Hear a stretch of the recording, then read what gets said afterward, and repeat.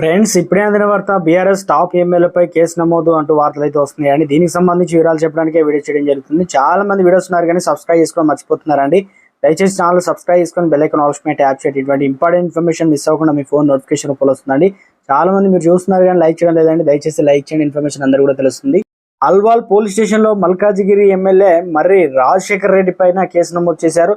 Alwal municipal కార్యాలయం ఎదుట జరిగిన ధర్నా కార్యక్రమంలో కాసేపు ఉధృత వాతావరణం నెలకొంది.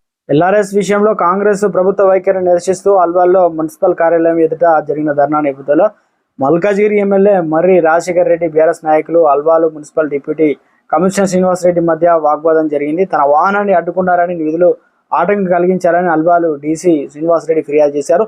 ఆయన ఫిర్యాదు మేరకు ఎమ్మెల్యే మర్రి రాజశేఖర్ రెడ్డి పైన అల్వాల్ పోలీసులు అయితే కేసు నమోదు చేశారు. బీఆర్ఎస్ లో కీలక ఎమ్మెల్యే, గెలిచిన ఎమ్మెల్యే పైన మర్రి రాజశేఖర్ రెడ్డి పైన కేసు నమోదు చేశారు.